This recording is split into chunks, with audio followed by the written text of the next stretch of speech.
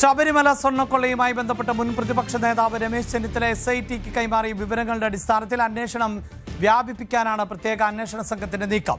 ചെന്നിത്തലയ്ക്ക് വിവരങ്ങൾ കൈമാറിയ വ്യവസായിയുടെ മൊഴി അതീവ രഹസ്യമായാണ് അന്വേഷണ സംഘം കഴിഞ്ഞ ദിവസം രേഖപ്പെടുത്തിയത്.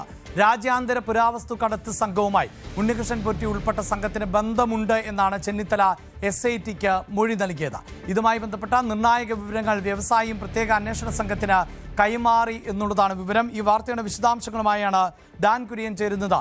ഡാൻ, നേരത്തെ തന്നെ കോടതി സംശയം പ്രകടിപ്പിച്ചുവെന്നായിരുന്നു ഈ അന്താരാഷ്ട്ര പുരാവസ്തു കടത്ത് സംഘവുമായി ഈ സ്വർണ്ണക്കടത്തിന് സംശയമുണ്ടോ എന്നുള്ളത്. പക്ഷേ അന്വേഷണ സംഘത്തിന് അതിൻ്റെ സൂചനകളിലേക്കൊന്നും പോകാൻ സാധിച്ചില്ല എന്നതാണ് നമുക്ക് മനസ്സിലാക്കേണ്ടത്. അവിടെയും പ്രേക്ഷകരെ ആവർത്തിക്കാനുള്ളത്, ഈ റിപ്പോർട്ടെല്ലാം രഹസ്യമായിട്ടാണ്, കവറിൽ ആണ് നൽകുന്നത്. അന്വേഷണ പുരോഗതി റിപ്പോർട്ടും ഒക്കെ അതിൻ്റെ പൂർണ്ണമായ വിശദാംശങ്ങൾ നമുക്കറിയില്ല. പക്ഷേ എന്താണ് ഇപ്പോൾ മനസ്സിലാക്കുന്നത്? പ്രത്യേകിച്ച് PS പ്രശാന്തിനെ അടക്കമൊക്കെ ചോദ്യം ചെയ്തേക്കുമെന്ന സൂചന പുറത്തു വരുന്നുണ്ട്.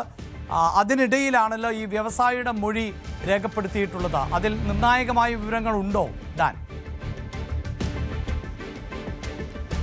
2 ദിവസം മുമ്പാണ് മുൻ പ്രതിപക്ഷ നേതാവ് കൂടിയായ രമേശ് ചെന്നിത്തല ഈ കേസുമായി ബന്ധപ്പെട്ട് പ്രത്യേക അന്വേഷണ സംഘത്തിന് ഈഞ്ചക്കലിലെ ക്രൈംബ്രാഞ്ച് ഓഫീസിലെത്തി നിർണായകമായ ചില വിവരങ്ങൾ കൈമാറിയത്.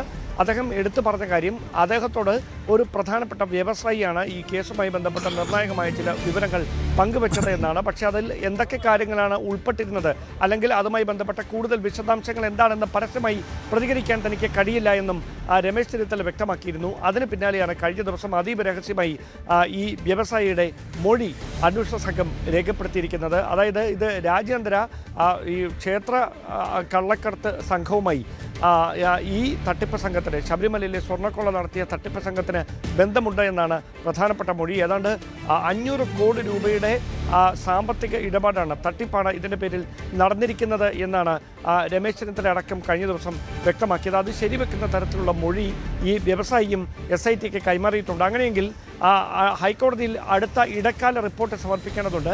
ആ ഇടക്കാല റിപ്പോർട്ട് സമർപ്പിക്കുമ്പോൾ ഈ മൊഴി കേന്ദ്രീകരിച്ചുകൊണ്ട് നടത്തിയ പരിശോധനയിൽ ഏത് തരത്തിലുള്ള കണ്ടെത്തലുകളിലേക്കാണ് അന്വേഷണ സംഘം എത്തിയിരിക്കുന്നത്, അതുമായി ബന്ധപ്പെട്ട ഈ മൊഴിക്കപ്പുറമുള്ള ആ ആരോപണങ്ങൾ സാധൂകരിക്കുന്ന ഏതെങ്കിലും തരത്തിലുള്ള തെളിവുകൾ കണ്ടെത്താൻ കഴിഞ്ഞിട്ടുണ്ടോ, ഇതടക്കമുള്ള കാര്യങ്ങൾ കൂടി SITയുടെ പരിഗണനയിൽ വരും.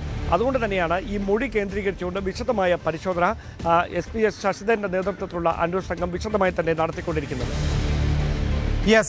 ഡാൻ കുര്യനാണ് വാർത്തയുടെ വിശദാംശങ്ങൾ നൽകിയത്. നിർണായകമായിട്ടുള്ള വിവരങ്ങൾ ഈ വ്യവസായി കൈമാറിയിട്ടുണ്ട് എന്നറിയാൻ സാധിക്കുന്നു. പക്ഷേ ഈ വ്യവസായിയുടെ വിവരങ്ങളും അതോടൊപ്പം തന്നെ ഫോൺ നമ്പർ ഉൾപ്പെടെയുള്ള കാര്യങ്ങളെല്ലാം രഹസ്യമായി തന്നെയാണ് സൂക്ഷിക്കുന്നത്. കാരണം അദ്ദേഹത്തിൻ്റെ പ്രൈവസിയെ അത് ബാധിക്കരുത്, അതായത് ഈ നിർണായകമായ വിവരങ്ങൾ നൽകിയിട്ടുള്ള ആളിൻ്റെ സ്വകാര്യതയെ ബാധിക്കരുത് എന്നതുകൊണ്ടാണ് അത് അദ്ദേഹം ആവശ്യപ്പെട്ട ഒന്ന് തന്നെ എന്നുള്ളതാണ് അറിയാൻ സാധിക്കുന്നത്.